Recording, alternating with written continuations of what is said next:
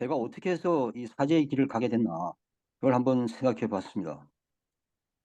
제가 좀 대학교 4학년 때 부모의 뜻을 거스르고, 부모님은 법대 다녔어, 고시 패스해서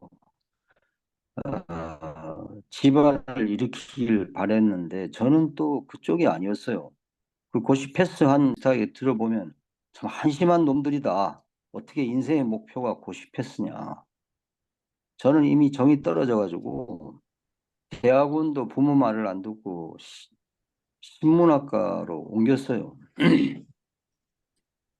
뭐 교수나 한번 해야겠다 뭐 이래가지고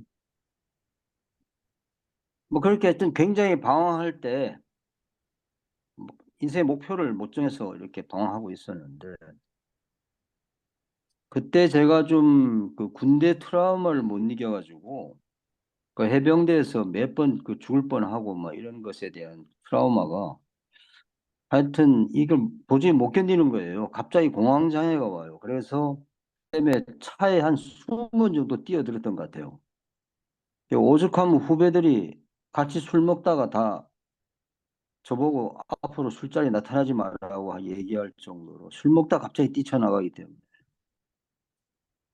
그런 아주 어, 어두운 시절이었는데,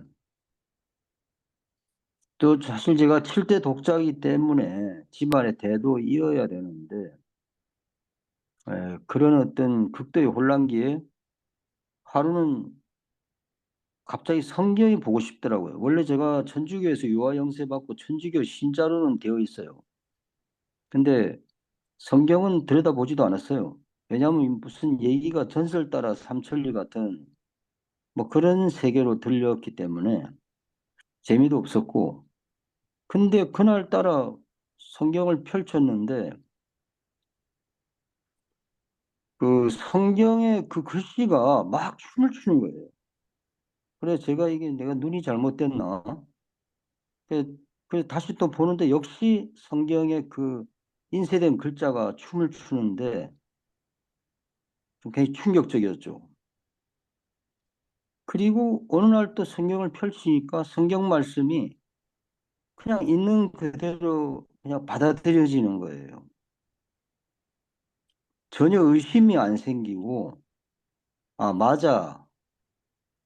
아, 하나님이 보시기에 이게 아마, 어, 이게 옳기 때문에 성경이 이렇게 몇천 년을 내려오지 않았겠나. 그런 체험을 하게 됐습니다.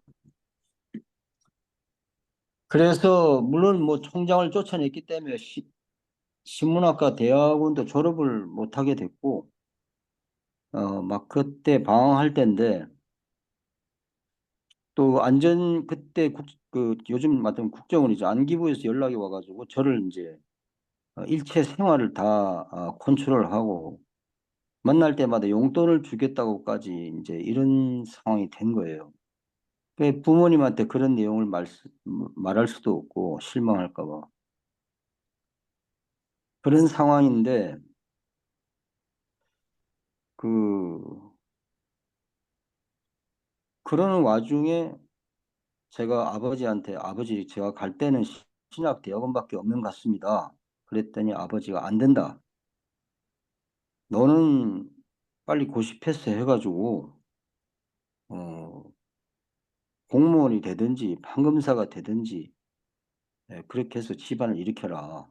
아버지가 강력하게 신학 대학원은 안 된다. 그 원래 우리 집안이 감리교 내려오는 집안이에요. 집안에 목사들도 많고 그런데 아버지가 절대로 감리교는 또 너무 타락했기 때문에 안 된다. 그래서 우리가 할 수 없이 천주교로 옮겨갔어요. 아버지가 그 무슨 고아원 한답시고 한 몇 명 데리고 있으면서 가끔 동네 그 산동네 애들 다 불러 모아가지고 사진 찍어가지고 그걸로 구호미 훔치는 걸 많이 봤기 때문에 아버지는 절대로 감리교는 또 안 된다. 이래서 우리 천주교를 다녔는데, 그 아버지가 끝까지 반대하니까 이제 못 가는 상황이죠. 아버지가 반대하는데 그걸 거스를 수는 없기 때문에. 근데 아버지가 교통사고로 갑자기 돌아가셨어요. 그 아버지가 돌아가시니까 저는 또 어머니한테 사모제만 지내고 저는 집을 나가버렸어요. 그래가지고 1년 동안 어머니가 저한테 보내주던 그 하숙비 이런 거 다 끊어버리고 그야말로 버스 탈 돈도 없어서 그 이상하게 안내양들이 저는 돈을 안 받고 그냥 태워줬어요. 왜 그랬는지는 모르겠는데 나중에 물어보니까 정신병자인지 알았다 그러더라고요. 하여튼 교회를 열심히 다녔습니다. 그래서 신학대학원을 갔는데 신학대학원을 들어가니까 아버지가 돌아가신 지 얼마 되지도 않아서 외할머니가 목에 혹이 나오는 암에 걸려서 1년 동안 앓다 돌아가시고 여동생이 또 위암에 걸려가지고 수술을 받게 됐습니다. 제가 이쪽 길로 가겠다고 결심한 순간부터 차례대로 죽는 거예요. 그래서 그때 또 제가 또 신학대학원에서 대면을 해서 또 퇴학을 당했어요. 그래서 오갈 데가 없어서 상주에 있는 성공의 그 고등학교 선배가 사모하고 있는 그 상주 성당에 갔는데 그때 저도 앞이 캄캄했죠. 어머니한테 학교 신학대학원 또 퇴학당했다는 말을 할 수도 없고. 그래서 그때 또 여동생은 또 위암 수술을 받고 1년 뒤에 재발한다. 이런 의사의 진단을 받았어요. 1년은 다 돼가고. 그래서 그때 그 신부님이 굉장히 기도를 열심히 하는 분이었는데 하루에 3번 기도를 했어요. 점심 때 기도를 하는데 그 기도에 참석을 안 하면 밥을 얻어먹기가 미안해서 그 점심 때 기도에 저는 늘 가서 졸고 있지만 그날따라 또 배도 고프고 이래서 하여튼 점심 기도에 참가했는데 그때 갑자기 제 입에서 방언이 나온 거예요. 통제가 되지 않는 이상한 괴성으로 30분간 저 혼자 방언을 또 하게 된 거예요. 그야말로 괴물이 비명을 지르는 것 같은 그런 방언이었어요. 근데 그때 음성이 들렸는데 두 마디를 들었어요. 어, 재발한다, 안 죽는다. 이 두 마디를 들었어요. 실제로 여동생이 재발을 했습니다. 근데 재발한 여동생에게 머리 다 빠지고 얼굴이 완전히 방사선 치료받아서 새까맣게 탔는데 좀 못생긴 남자 하나 나타나가지고 여동생이 좀 굉장히 이쁘기 때문에 그런 남자를 좋아할 리가 없는데 하여튼 다 죽게 돼가지고 에, 결혼을 하게 된 거예요. 남자가 결혼을 하자고 매달렸기 때문에. 그러면서 여동생이 지금까지도 잘 살고 있어요. 결혼해서. 이제 아기는 못 낳죠. 아기는 못 낳는데 치료를 많이 받았기 때문에. 그런 어떤 삶의 역정이 있었어요. 저는 이상할 정도로 늘 하나님의 간섭을 느껴요. 예, 작년에 아들이 제 후임으로 아들이 유학도 갔다 오고 뭐 하여튼 사제의 길밖에 몰랐는데 한 5년간 제 후임으로 강주 성당에서 사목하다가 갑자기 휴직을 한다 이러면서 휴직을 해버리고 사진작가로 살겠다 이러면서 서울로 다 이사 가버렸어요. 지금 사진작가로 활동하고 있는데 그때 제가 또 굉장히 방황을 했습니다. 자식의 인생은 이제 어떻게 되는 것인가. 천만 사진작가 시대에 네가 어떻게 사진으로 먹고 살겠냐. 사진을 배운 적도 없는데 뭐 저의 걱정과는 상관없이 아들은 또 뭐 그런 대로 벌어먹고 살고 있어요. 여기저기서 사진 찍어달라고 요청해 와서. 뭐 타고난 또 뭔가 감각이 있다고 또 그런 얘기를 듣더라고요. 삶은 참 우리를 알 수 없는 어떤 그런 방향으로 이끌어 간다는 생각이 듭니다. 오늘날 제가 이 시점에서 작년에 이상하게 친구가 여러 명 죽었어요. 죽을 나이가 된 거예요. 죽어도 아무것도 이상하지 않을 그런 나이가 어느새 됐습니다. 근데 저는 그런 생각이 듭니다. 인간의 걱정은 그냥 괜한 것이고, 음, 월급 없이 20년을 살았지만 이상할 정도로 또 돈이 채워져서 뭐 자식 유학도 보냈고, 저도 돈이 어디서 생겨서 유학을 보냈는지 기억도 잘 안 납니다. 하여튼 하나님의 큰 그림이 나를 이끌어 주신다. 지금은 이해가 되지 않더라도 하나님은 어쨌든 당신이 원하는 대로 나를 끌고 간다. 네, 그런 생각이 듭니다. 기도하겠습니다. 예, 그러면 하실 말씀이 있으신 분은 마이크를 켜주시면.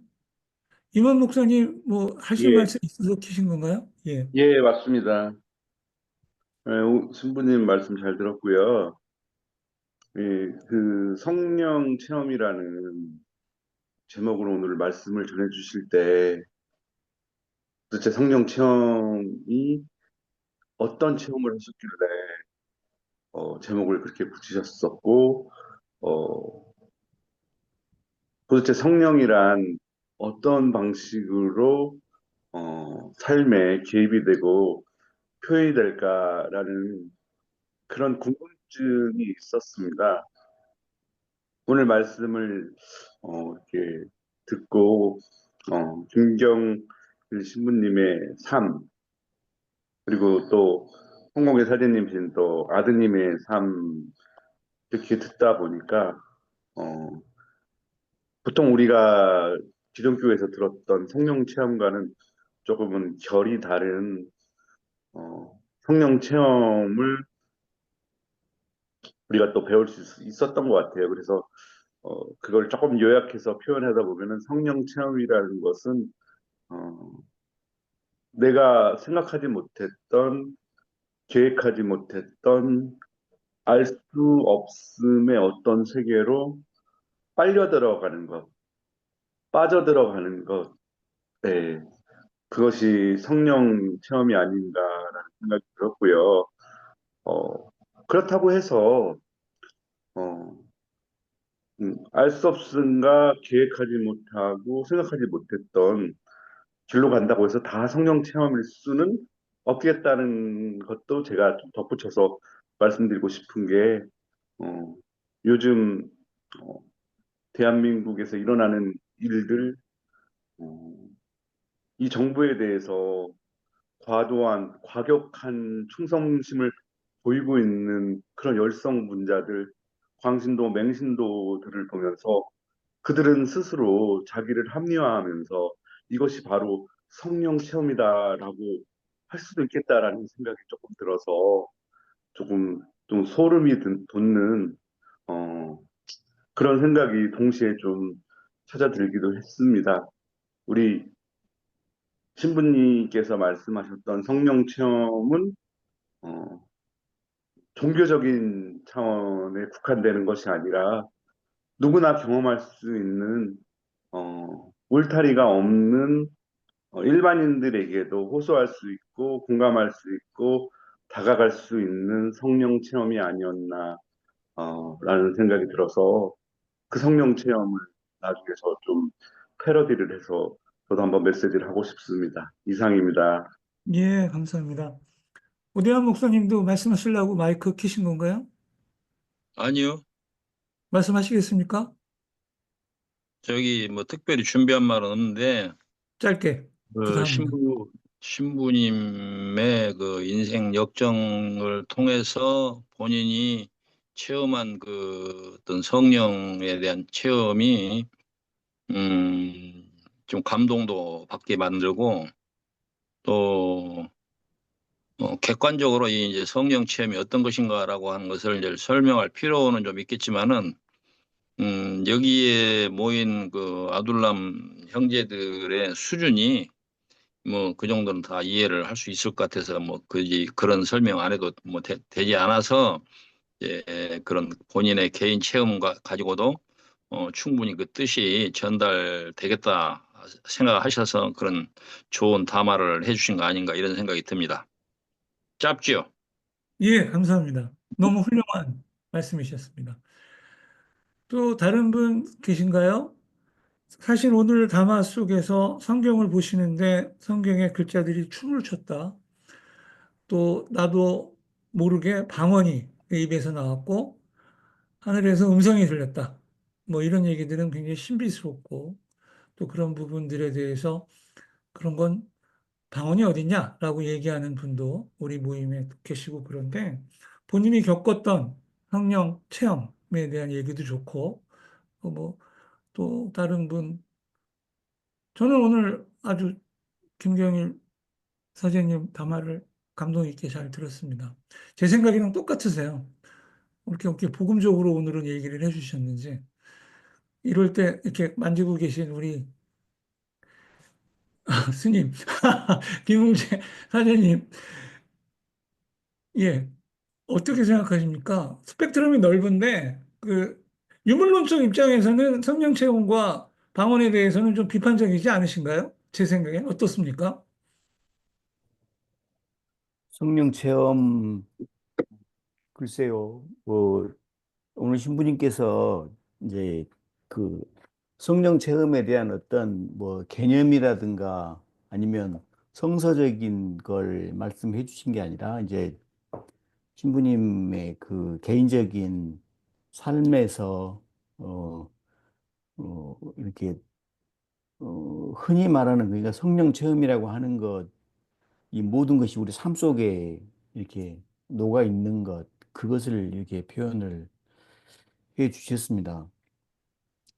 저는 솔직히 어, 성령 체험, 그 특별한 어떤 경험, 종교적인 체험, 이런 걸 고백하시는 분들, 솔직히 처음에는 많이 부러웠습니다. 지금도 역시 마찬가지입니다. 뭐, 저도 그런 체험이 있었다면, 그런 체험이 있었다면, 어, 저도 이렇게 뭐 돌팔이 신부가 아니라 진짜 성령 충만한 신부가 되지 않았을까 이런 생각이 해봅니다. 저는 사실 모태 신앙이거든요. 저도 이제 그 모태 신앙이고 독실한 기독교 집안에서 성장을 했고 했는데 그 예를 들자면 되게 그 성령 체험들을 어, 그 일반적으로 아니 이게 일반적이라고 말하는 것은 좀 무리가 있겠는데 많이들 그 중고등부 수련회에서 많이들 체험을 하지 않습니까? 그 밤에 기도회 시간 되면은 담당 전도사님이나 목사님이 막, 어, 방언 못하면은 밥 안 준다고 그러고 막, 뭐, 이렇게 되다 보면 되게 보면 또 나중에 그 주로 신대원 다닐 때 그 동기들 어떻게 해서 그렇게 목사가 되기로 하고 신대원 왔냐라고 이게 얘기들 들어보면 대부분이 그런 어떤 특별한 체험을 통해서 아 나는 어, 성직자가 돼야 되겠구나 이런 소명도 확인을 한다라고 일반적으로 많이 하는데 아까 김경일 신부님께서 왕따를 많이 당하셨다고 하는데 저는 솔직히 그런 얘기 할 때마다 왕따 되는 느낌이었습니다. 왜냐하면 저는 그런 체험이 전혀 없기 때문에 또 심지어 그 중고등부 다닐 때는 중고등학생 때는 아무래도 제가 그 저희 집안이 이제 장로님 아들이고 권사님 아들이고 막 교회에서 막 좀 흔히 말하는 막 좀 맑게나 하는 집 자식이기 때문에 자연스럽게 뭐 중고등부 때도 막 회장 이런 걸 이렇게 하지 않습니까? 그러면 제가 전도해가지고 나온 교회를 온 친구들도 많이 있었는데 수련회를 가면 막 그 친구들은 막 입에서 막 랄랄랄랄랄 그렇게 방언하고 막 이러는데 저는 안 되는 거예요. 막 울면서 진짜 진심으로 그걸 저도 막 바랐거든요. 창피해서 아니 이건 도대체 말이 안 되는 건데 이거 어떻게 내가 이해를 할 수 있을까? 제발 저한테도 그런 체험을 달라고. 그래서 근데 저한테는 도무지 그게 없었어요. 없었고, 뭐, 뭐 기적 있지 않습니까? 흔히들 많은 분들 얘기하시는 뭐 그런 기적 같은 거. 뭐 그런 게 있었다면 얼마나 좋겠어요. 저도 그 여기서 하던 한인 교회 좀 문 안 닫고 좀 그걸 통해서 좀 헌금도 많이 걷어서 좀 편하게 좀 살아볼 수 있었을 텐데 그게 안 되니까 너무너무 이렇게 힘들었어요.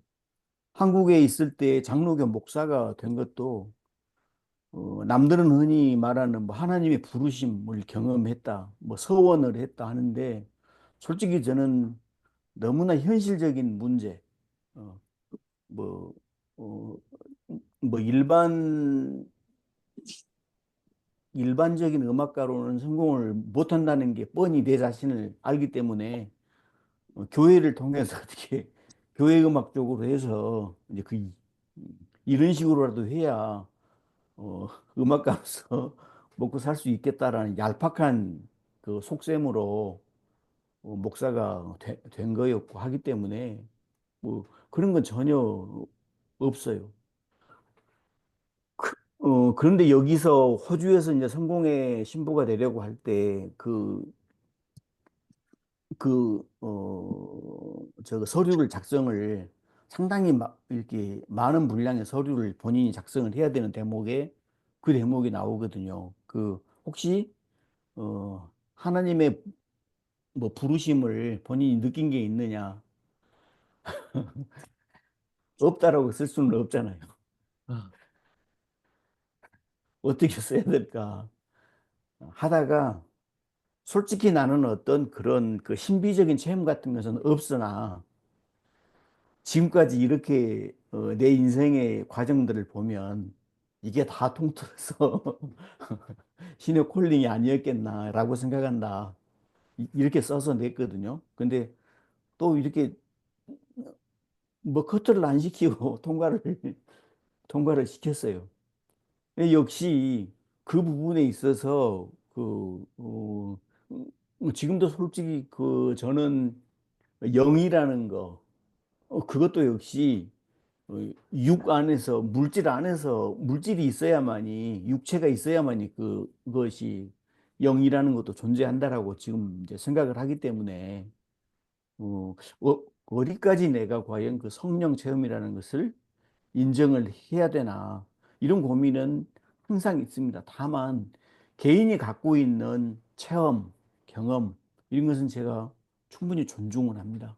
그리고 죽기 전에 저도 한번 어, 그런 체험을 한번 꼭 해봤으면 좋겠다는 게 지금 제 생각입니다. 예, 감사합니다. 사실 성령 체험이나 기적 이런 게 대단한 건 아니라고 생각합니다. 저희가 이렇게 모여서 오늘 이 시간에 같이 예배 보는 것이 그게 바로 기적이지 아닐까 이렇게 생각합니다. 우리가 지금까지 살아온 게 기적이고. 배현선 형제님 마이크를 켜셨습니다. 네, 흔히 이제 어떤 운동을 하는 이른바 좌빨이라고 하는 분들의 그 성향이 상당히 치밀한 경우도 많고 논리 정연하고 이런 경우가 많은데 김경일 신부님 같은 경우에는 그 좌빨의 선두에 서 계심에도 불구하고 이제 굉장히 로맨티스트 이시고 그다음에 이제 그 책 두 권 쓰신 거 책 읽어보면 정말 이제 파란만장하게 사셨잖아요. 파란만장하게 사셨는데 김경일 신부님이 이제 머무셨던 결혼을 하게 되고 이런 계기를 보면 예수원 얘기가 나옵니다. 예수원 얘기가 나오는데 대천덕 신부님의 글 중에서 너희가 믿을 때 성령을 받았느냐라고 하는 책이 있습니다. 제가 이제 대천덕 신부님 책을 좀 본 이유는 이제 젊은 시절에 막 결혼을 하기 직전과 결혼 직후 요 정도 됐을 때 20대 후반 요 정도 됐을 때 기독교 서점에서 계속 이제 성경 공부 모임을 하고 기독교 서점일을 좀 돕고 했었기 때문에, 물론 이제 직장 생활을 하면서입니다. 돕게 했기 때문에 그때 대천독 신부님 책을 좀 읽었습니다. 그랬는데 성령을 받는다라고 하는 것, 너희가 믿을 때 성령을 받았느냐라고 하는 것은 성경 말씀입니다. 성경 말씀이고 바울의 얘기예요. 바울의 이야기인데 그것은 어떤 선택의 문제가 아니고 반드시 성령을 받지 않고 믿는다고 하는 것은 있을 수 없는 얘기다.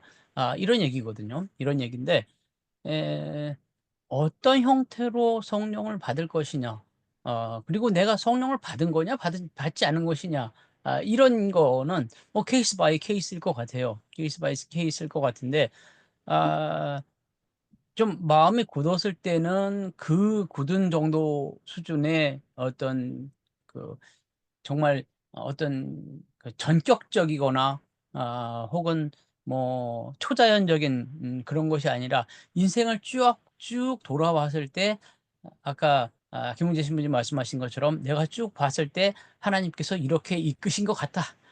이런 것도 있을 거고 김경일 신부님처럼 이제 생각지도 않았던 방언이라든지 메시지를 통해서 강력하게 받아들이는 건 전격적인 체험도 있을 거라고 생각이 되거든요. 그래서 저는 이제 성령을 받는다라고 하는 부분은 우리 모두에게 하나님께서 주신 에, 성부와 성자의 시대에 이어서 이 우리가 살고 있는 성령의 시대에 우리 모두에게 주신 은사이기도 하고 그다음에 반드시 이, 있어야 할 있어야 할 것이다. 전 그 책이 대천독 신부님의 그 책이 다시 생각나는 그런 거였고 그것을 여실히 보여준 담화였다. 이런 생각이 들었습니다. 네, 이상입니다. 예, 좋은 말씀 잘 들었습니다. 다음에 또 얘기하실 분 계신가요? 그 사실 김경일 신부, 예, 박선배 형제님. 예, 어, 오늘 담화를 들으면서, 박노해 시인이죠. 시인이 쓰셨던, 글이 생각이 났어요. 정치인에게서 권력을 빼보라, 부자에게서 돈을 빼보라, 유명인에게 인기를 빼보라, 빼버리고 남는 것이 바로 그다.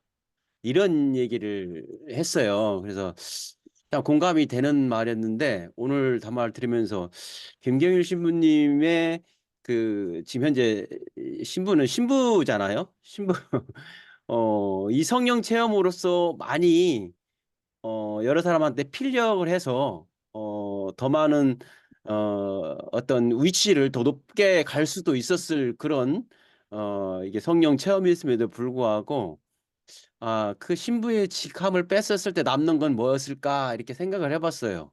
그랬더니 그간의 삶이 사람의 정의를 위하고 이런 것들이 신부님의 삶이 아니었을까. 그것이 곧 삶을 인도해 준 것이 아니었나 그런 생각을 하게 됐어요. 예, 담화 잘 들었습니다. 감사합니다. 예, 감사합니다. 다음에 또 말씀하실 분 안 계신가요? 그러면 어쩔 수 없이 아꼈던 카드를 쓸 시간이 돌아왔군요. 예.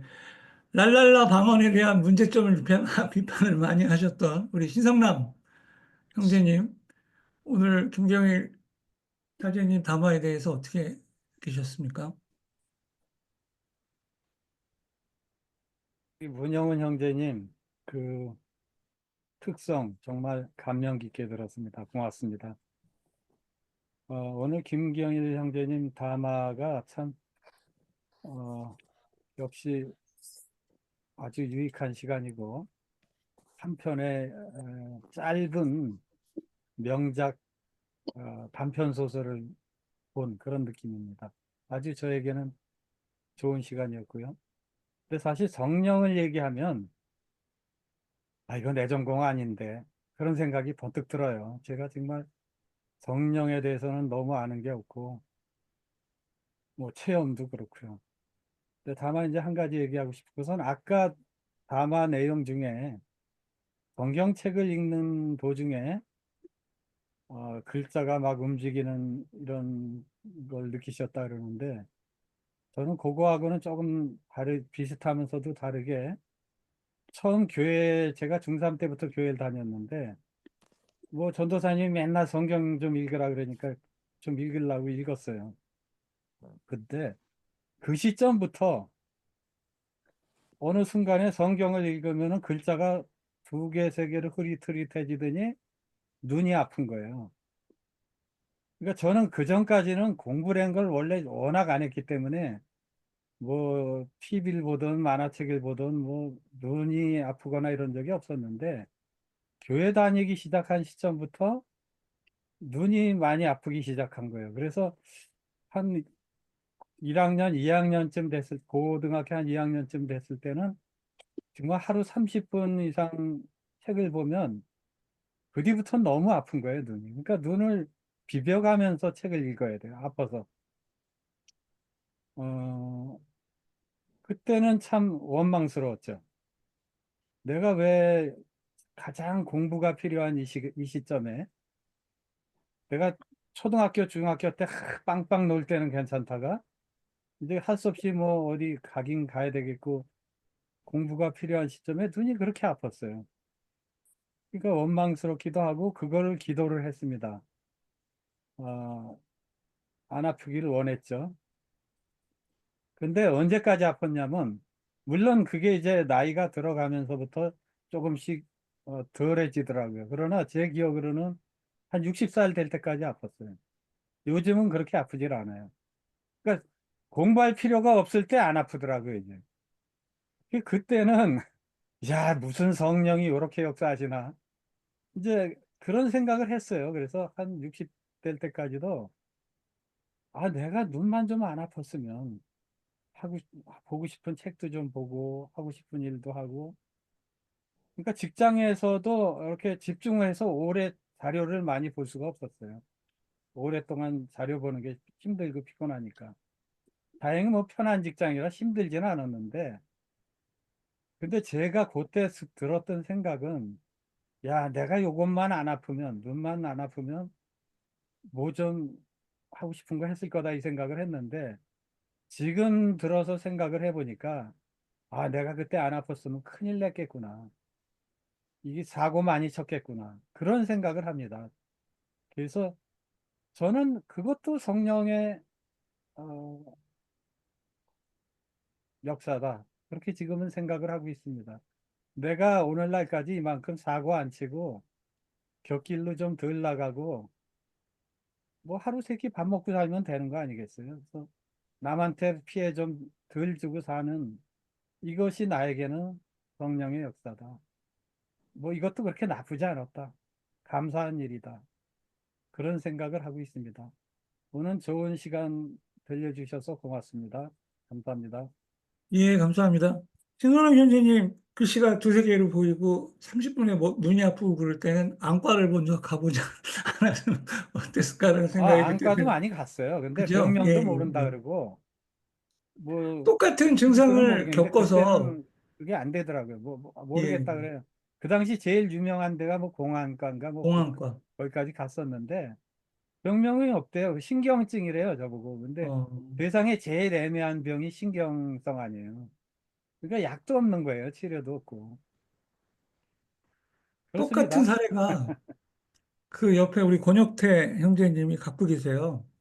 편두통만 학교 다닐 때 없었으면 전국 수석을 놓치지 않았을 텐데, 근데 그게 나이 70 넘어서 다 나셨다고 그러더라고요. 수술 받으시고. 권혁태 형제님 할 말이 있으셔서 지금 마이크 키신 거죠?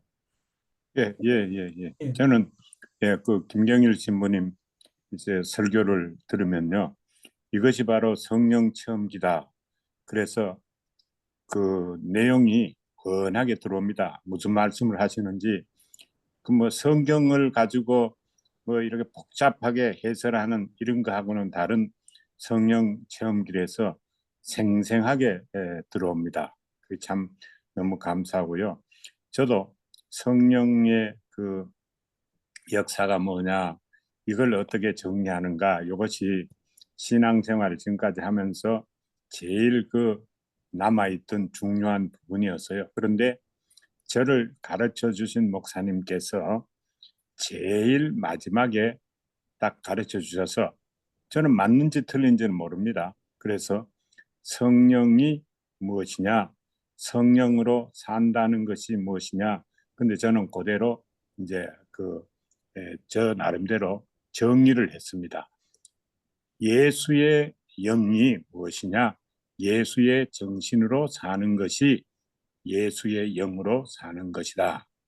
목사님 그렇게 가르쳐 주셨어요. 그러니까 저는 평생 동안 그 목사님의 그 신학 교리 성경 말씀을 쭉 배웠는데 마지막에 그걸 가르쳐 줬어요. 예수의 정신이다. 근데 제가 어릴 때는요, 함석헌 선생님으로부터 배달결의의 정신, 성경의 정신, 한국인의 정신, 그거를 배웠습니다. 근데 마지막에는 성경을 보면서 정말로 성령이 무엇이냐? 예수의 영이고 예수의 정신이다. 그래서 저는 그거를 절대로 안 넘어갑니다. 누가 성령 받았다고 뭐 그러고 뭐 이상한 말 하면요, 그거는 저는 무속이다 그렇게 말해요. 그런데 그렇게 말하면 보통 사람은 겁나서 대들지 않는데 정 대드는 사람이 있으면 제가 물어봐요. 나는 성령을 받았고 당신이 안 받았는데 뭐로 아느냐? 당신은 25 곱하기 25가 성령님한테 물어서 얼마인가 대답해라. 그러면 525 그 대답 못 하거든요. 그럼 그 대답을 못하면 그 다음에 하는 사람 있으면 그 다음에 55 곱하기 55는 뭐냐? 그 해라 그래요. 그럼 못 하거든요. 그거는 무속영이지 성령이 아니다. 예수의 영이 아니다. 그래요. 예수의 영을 받았으면 훤하게 알아야 될 거 아닙니까? 그게 전부 무속이고 헛소리다. 저는 그렇게 합니다. 근데 지금까지는 그랬는데 아무도 저한테 도전하는 사람이 없었어요. 그래서 이상한 소리 하는 성령 운동하는 사람은 저는 미속으로 보고 무속으로 보고 미신으로 보고 사기로 봅니다. 근데 저는 그것이 지금까지는 제일 정답이에요. 근데 저보다가 더 신령해서 정말로 저보다가 저는 25 곱하기 25만 하는데 2555 곱하기 2555를 단번에 하는 사람이 나오면 제가 그 사람 말을 존경하고 그 사람의 성령론을 따르려고 그래요. 근데 아직까지는 그런 사람 못 만났어요. 그 외에는 다 헛소리하는 성령론이에요. 그래서 그거를 정리를 했고, 그다음에 아까 그 신부님이 말씀하시는 말씀이 춤춘다. 그거는 저는 100% 동감입니다. 저는 옛날에 그 성경을 읽을 때요, 눈도 침침하고 머리도 안 돌아 그런데 성경을 오래 읽으니까요, 지금도요, 제가 나이가 76인데 지금도 성경을 읽으면요, 성경을 맑고 환하게 싹 들어와요. 이해가 싹 돼요. 근데 그것이 얼마나 좋습니까? 그리고 눈도 사실은 다른 건 보면요, 저는 뭐 흐릿하게 잘 안 들어요. 뭐 영화를 보면 잘 성경에 대한 이야기를 영어로 된 걸 읽든가 스페인어를 읽든가 한국말 읽으면요, 그거는 뻔하게 들어요. 근데 성령 받았다는 사람한테 성경에 대해 물으면 그거 하나도 모르더라고. 헷갈리는 소리예요. 그러면서 성령은 그거는 성령이 아니고 그거는 개의 영이나 소의 영이지 아니다. 그래서 성령 받았다고 까부는 사람이 있으면 제가 성경 말씀 놓고 이것이 무슨 뜻이래? 네, 이거 묻습니다. 예, 그렇게 분명하게 하면 되는 거예요. 그러니까 성령 예. 받은 것이 생산의 영이어야 되고 창조의 영이어야 되고 예. 진리의 영인데 그거 아니고 헷갈리는 그거는 말도 안 되는 소리예요. 그러니까 그 걱정할 필요 없고 성경이 말하는 영으로 우리가 쉽게 생각해서 그렇게 말해도 되겠다. 근데 정말로 저는 임자를 만났을 경우에는 제 거를 버리고 그분의 생각을 따라갈 그 준비는 충분히 되어 예. 있습니다. 이상입니다. 예.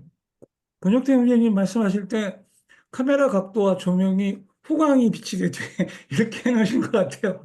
말씀하실 때 뒤에서 빛이 이렇게 나시게 하신 것 같아요. 자, 이승용 형제님 말씀할 말 있으셔갖고 마이크 켜신 거죠? 네네네. 네, 오늘 신부님 꾸미지 않는 담화 잘 들었습니다. 아주 엄청난 용기를 느꼈고요. 저도 아둘람 모임에 참석하면서부터 그렇게 하려고 노력은 하고 있습니다. 제가 느끼는 오늘 담화 내용에서 떠오르는 거는 저는 아직 성령 체험이나 어떤 믿음, 하나님이 함께 한다는 부분을 잘 모르겠습니다.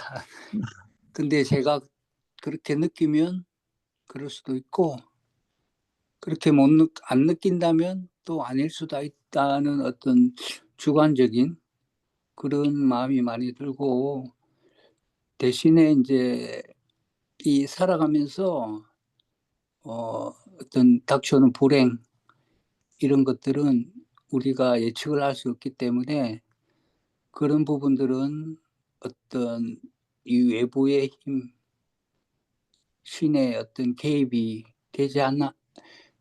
되어 있지 않을까 싶고, 젊은 사람들이 갑자기 죽고 하루아침에 친척 가족들이 목숨을 잃는 사고가 생기고 병에 걸리고, 이런 부분들은 우리가 어떤 컨트롤을 할 수 없는 부분이기 때문에 그런 부분도 역시 저는 신의 개입이 있지 않나라고 그렇게 긍정적으로 이렇게 생각하는 부분입니다.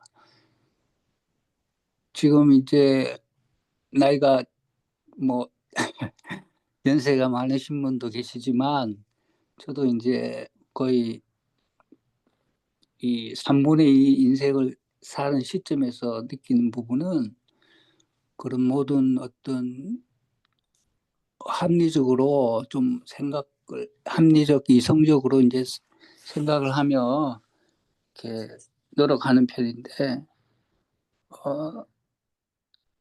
이 신에 대한 성경이나 종교나 신앙, 이런 모든 것을 접하는 자체부터가 그런 어떤 외부의 힘이 나에게 전달되지 않았나라고 느끼고, 그리고 이 시점에서 제가 살아온 이 시점에서 그렇게 큰 불행을 겪지 않았다는 부분이 또한 역시 감사할 일이고, 하여튼 그렇습니다. 예, 네, 감사합니다. 감사합니다. 유독주 형제님 말씀하시려고 비디오 켜신 거죠? 예, 말씀해 주시죠. 들리시나요? 예, 마음의 소리가 들렸습니다. 저는, 글쎄요, 저는 이제 잘 모르지만 음악으로 한번 설명을 한번 해볼게요. 성령 체험이라는 거를. 성령 체험은 저는 개인적으로 어떻게 이해를 하냐면, 특별한 체험도 중요해요. 저도 개인적으로 특별한 체험을 한 게 있긴 있는데, 그거는 얘기하기가 좀 길어서 그렇고, 음악에 보면 소리가 있는데 소리를 하나 내면은 그 소리 뒤에는 배음이라는 게 있어요. 영어로는 오버톤이라고 하는 게 있는데, 그 음의 배수가 되는, 물리에서 얘기하면 배수가 되는 방식으로 이렇게 울림이 있어요. 쉽게 얘기하면. 그러니까 성령 체험은 제 생각에는 다른 게 아니라 그 울림을 느끼는 거라고 생각해요. 그러니까 이제 우리가 제주 항공 사고를 당한 사람들이 있음에도 불구하고 그 슬픔을 우리가 느끼지 못하면 우리는 공감하는 게 아니잖아요. 그러니까 그 울림이라고 하는 것은 그 애도하시는 분들의 슬픔을 같이 공감하는 거. 그거는 이렇게 쉽게 얘기하면 공명이거든요. 그러니까 새로운 것들을 찾는 거예요. 그러니까 원래 없는 게 아니라 있는 것들을 느끼는 것 때문에 내가 슬픈 거예요. 그 사람들이 슬프면서 나도 슬픈 거고.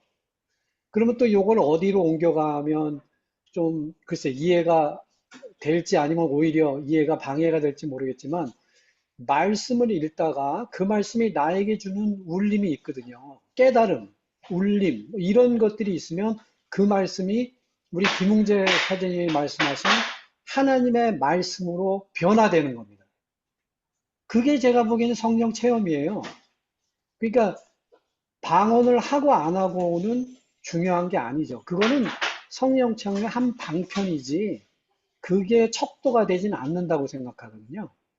그러니까 성령 체험은 성경에서 얘기하는 성령의 9가지 열매가 단 하나라도 나타난다면 또 그것 때문에 내가 같이 울림을 느낀다. 그러면 제가 보기엔 그건 성령 체험이에요. 왜 그러냐면 그건 없었던 게 아니거든요. 눈에 보이지 않지만 우리가 보지 못하고 느끼지 못할 뿐이지 마치 노래를 할 때 기타를 이렇게 치면 기타 C 코드를 치면 그 안에 도미 소리라고 하는 화음이 있는데 그거와 더불어 배음이 다시 울려요. 그래서 이게 엄청나게 풍부한 소리로 변화되거든요. 그러면 그게 주는 게 그냥 단순히 아름다운 소리로 느끼는 것이 아니라 이것이 나에게 감동으로 옵니다. 그러니까 그것 때문에 하나님께서는 소리를 만드신 게 아닌가 하는 생각도 있어요. 예, 보이지 않지만 있어요.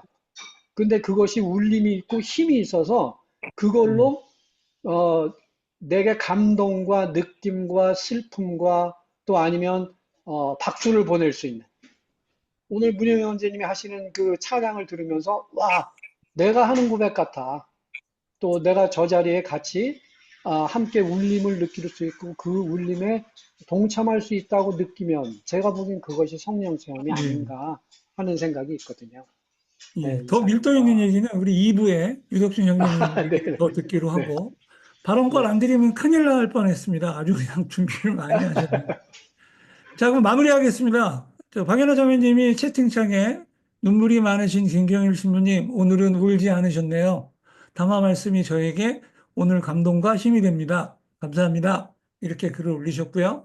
마지막으로 김경일 신부님이 마무리 말씀해 주시고 축도해 주시고 예배를 마치도록 하겠습니다. 예, 김경일 신부님. 네. 뭐 사실은 마지막에 좀 약간 울먹였습니다. 그냥 제 기분에 취해가지고. 예. 근데 그런 생각이 들어요. 제가 그 신학원 졸업할 때 그 학장 신부님께서 저에 대한 그 추천서를 보내주셨는데 제가 다니던 그 부산교 대성당 신부님께 보낸 건데 7자로 보냈어요. 성직자 품성 안됨 이렇게. 예. 그러니까 제가 그 얘기를 듣고서 저도 좀 쇼크를 받았는데 좀 너무 짧게 썼다 이런 생각을 그때 했습니다. 제가 제 자신을 봤을 때 우리 그 이현주 목사님이라고 제가 스승으로 모시는 분이 계신데 그분이 모두가 다 저를 싫어했어요. 근데 그분만 저를 끝까지 끌어안고 지금까지 오고 있습니다. 얼마 전에 갑자기 전화가 왔더라고요. 너한테서 아무 소식이 없어서 걱정이 돼서 전화했다고. 그래서 제가 지금 책을 3권을 마지막 그 3호에 대한 얘기를 쓰고 있는데 제가 그 목사님한테 배운 가르침을 어떻게 실천하려고 노력했나 예, 그 얘기를 쓰고 있습니다. 이제 그렇게 제가 답변을 했어요. 왜 그렇게 사람들이 나를 싫어했고 왜 이렇게 저를 왕따를 시키고 했나. 근데 또 그런 또 저를 끝까지 품어주는 분이 계셔가지고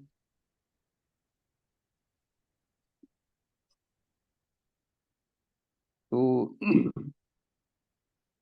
오늘날에 저가 있다는 생각을 하고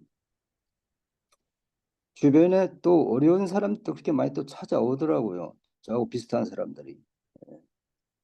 아마 제가 할 역할은 그런 사람과 같이 가는 거 그것이 아니겠나 생각합니다. 기도하겠습니다.